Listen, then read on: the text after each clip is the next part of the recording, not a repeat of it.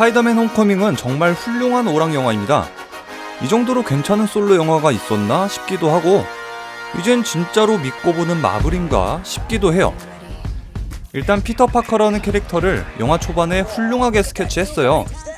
이때 피터 파커가 직접 촬영한 영상이 나오는데 10대 청소년다운 장난기 가득한 유쾌하고 수다스러운 모습까지 보여주면서 이 캐릭터는 어떤 캐릭터다 하면서 관객에게 완벽하게 묘사하죠.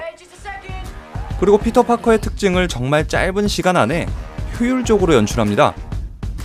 피터가 정말 똑똑한 수재라는 건 학교 대표 과학경시대회나 최고 보안시설에서 빠져나오거나 유창한 스페인어 단 한마디로 보여주고요. 어떻게 능력을 얻었는지는 단 2마디의 대사로 처리하죠. 이건 관객 개개인이 스파이더맨을 얼마나 잘 아느냐에 따라서 호불호가 갈릴 여지도 있다고 봐요.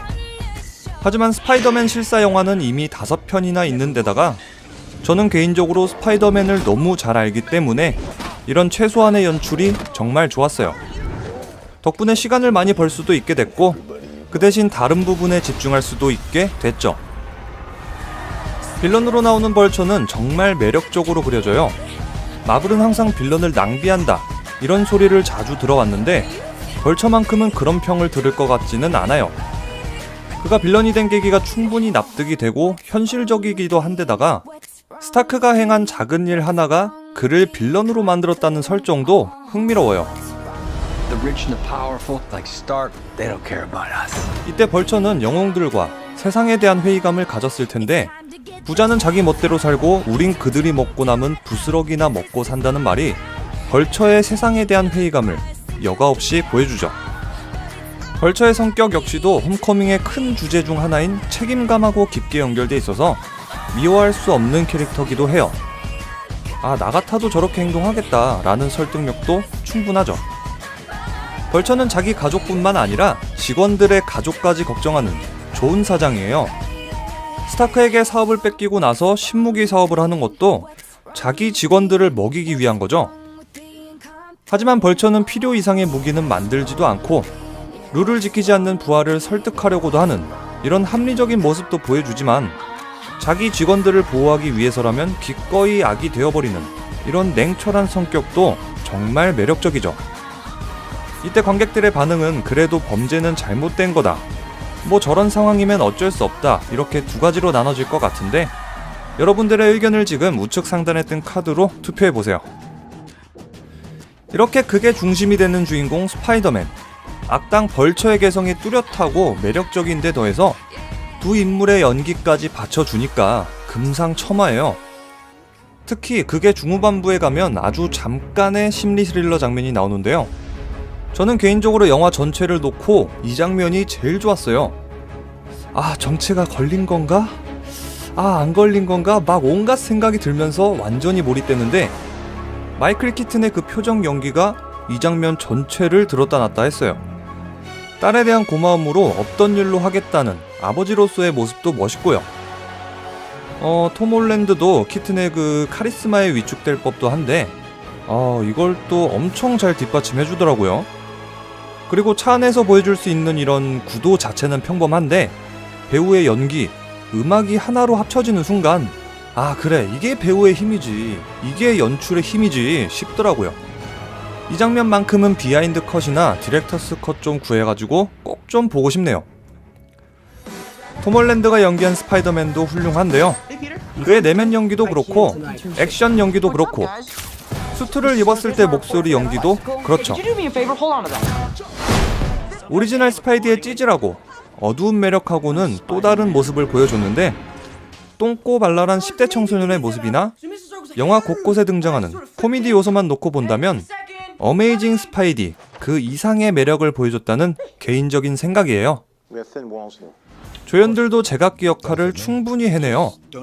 영화 보기 전에 걱정스러웠던 점은 스파이더맨 영화에 아이언맨이 나오니까 자칫 비중이 너무 커져버리거나 너무 눈길을 끌어버리는 게 아닌가 하는 생각도 들었는데 아이언맨은 피터 파커의 조언자, 딱 그 정도 선을 철저하게 지키기 때문에 비중이 정말로 적당했어요.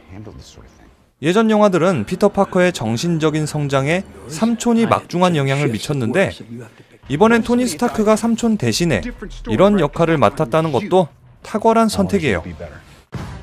친구이자 서포터로 등장한 네드는 중간중간 큰 웃음도 주고 스파이더맨한테 막 여러 질문을 하면서 관객들이 가질 수 있는 궁금증도 해소시켜주죠. 극 초반부터 이 친구한테 정체를 들켰다는 설정 덕분에 극의 전개를 빠르고 활발하게 해주는 윤활유 역할을 톡톡히 해냅니다. 하지만 플래시는 그저 찌질한 DJ에 그쳤고 미셸 로드리게즈는 다음 영화를 위해서 조금 아껴둔 느낌이 강했다는 몇몇 이렇게 아쉬운 조연들도 있었긴 했는데 전체적인 조연들은 아쉬운 게 없었어요. 다음은 스파이더맨 홈커밍의 액션 이야기를 해볼 건데요. 홈커밍판 액션의 키워드라고 하면 신선함이라고 할 수 있습니다. 일단 선택된 액션 장소부터가 새로운데요. 뉴욕 맨해튼의 빌딩 숲이 아닌 주택가에서 벌어지는 액션은 홈커밍에서만 볼 수 있어요. 그래서 처음에는 고층 빌딩이 나오질 않으니까 익숙하지가 않은데 그 대신 상당히 새롭게 느껴지는 액션 시퀀스예요. 거미줄을 활용하지 못하니까 막 마을을 뛰어다니고 점프하고 가로등에 거미줄을 쏘고 마을 주변은 높이들이 워낙 낮으니까 어딘가에 떨어지고 부수고 하는 식이죠. 덕분에 이 주택가 액션에선 스파이더맨의 수평적인 액션도 꽤나 볼 수 있습니다. 워싱턴 마뉴멘트의 높은 위치 때문에 벌벌 떠는 스파이더맨도 처음 보는 광경이고요. 배가 가라앉지 않게 거미줄로 엮는 장면은 스파이더맨2 열차 씬의 오마주인 듯 보였어요. 하지만 스파이더맨2의 열차 씬이 워낙 임팩트가 컸던지라 상대적으로 약해 보였던 것도 사실이에요. 하지만 거미줄을 막 치면서 배를 묶는 이런 아크로바틱한 몸놀림은 정말 멋있더라고요. 그런데 크루즈라는 장소에 맞는 신선함은 보여주지 못했다고 생각하고요. 모래사장은 그저 인명피해 없이 비행기를 추락시키기 위한 장소로만 선정된 느낌이고 이런 환경을 이용한 액션을 보여주지는 못했어요. 마지막으로 비행기 액션 장면 전체는 진짜 어둡기도 한데다가 온갖 빛이 막 반짝거려서 도대체 뭐가 어떻게 돌아가는 건지 잘 모르겠더라고요. 그래서 이 부분만큼은 많이 아쉬웠어요. 그래도 아이언맨이 하사한 새로운 수트를 보는 재미도 쏠쏠하고 홈커밍의 액션 전체를 놓고 보면 평균 훨씬 이상의 훌륭한 액션을 뽑아냈다고 생각해요. 이제 다음 이야기로 넘어가 보죠. 스파이더맨 홈커밍은 단순한 거미인간 이야기가 아닙니다. 청소년이 어른으로 성장해가는 청소년 드라마기도 하죠. 청소년 드라마의 단골 주제 사랑 역시 빠지면 안 되겠죠. 피터 파커는 뭐 예상대로 연애를 숙모한테 배웠어요 할 만큼 쑥맥의 모습을 보여주다가 수트를 뺏긴 직후에 조금 뜬금없이 고백하고 감정선이 갑작스럽게 진행돼서 저는 약간 당황했어요. 이입도 잘 안 되더라고요. 물론 계속해서 고백을 할까 말까 고민도 했고 스파이더맨을 좋아하는 여주를 보고 용기를 얻었겠지만 이 부분은 저에겐 아쉬움이 조금 많이 남았습니다. 하지만 청소년 드라마로서 피터 파커의 성장은 너무 잘 보여줬어요. 피터 파커는 빨리 어른이 되고 싶은 욕구도 보여주지만 특히 자기 자신과 스파이더맨 사이의 정체성도 고민하고 어떤 영웅으로 살아가야 할지도 고민하는데 이런 꼬맹이 영웅 피터의 고민이 잘 드러나요. I'm sick of Mr. Stark treating me like a kid. But you are a kid. Yeah, a kid who can stop a bus with his bare hand.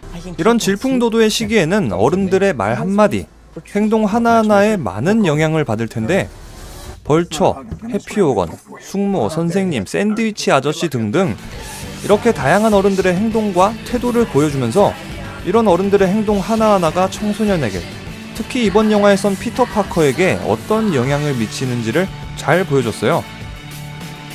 이 청소년 드라마로서의 피터 파커의 성장기 부분은 다음에 이 부분만 따로 영상으로 만들게요. 오리지널 스파이더맨의 히로인은 메리 제인, 어메이징에선 그웬 스테이시인데 둘 다 백인이었죠. 홈커밍에 등장한 리즈 앨런은 스파이더맨 실사판에선 최초의 흑인 히로인이에요. 뭐 여친이 흑인이든 백인이든 전혀 상관없는데 리즈 앨런의 아버지가 백인, 그것도 벌처일 거라고는 전혀 상상도 못했어요. 딸이 흑인이라면 당연히 아버지도 흑인일 거라고 생각했던 거예요, 저는. 이런 상황에서 벌처가 갑툭튀 하니까 머리를 한 대 맞은 기분이었어요. 스파이더맨 홈커밍은 영화 전반적으로 개그 코드를 많이 심어놨는데 이게 하나하나 다 웃겨요.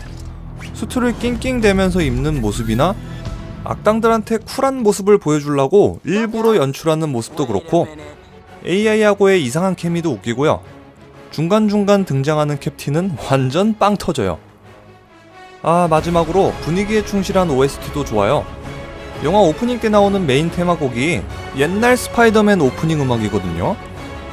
노래가 좀 오래돼서 촌스러울 수도 있지만 이걸 이렇게 영화판으로 편곡하니까 되게 좋더라고요. 오프닝 때 이 음악이 딱 나오니까 뭔가 올드 팬들이 정말 좋아하겠더라고요. 이 음악은 오리지널 스파이디에서도 Spider-Man, Spider-Man, where have you gone to, Spider-Man? 어메이징 스파이디에서도 나온 역사가 있죠.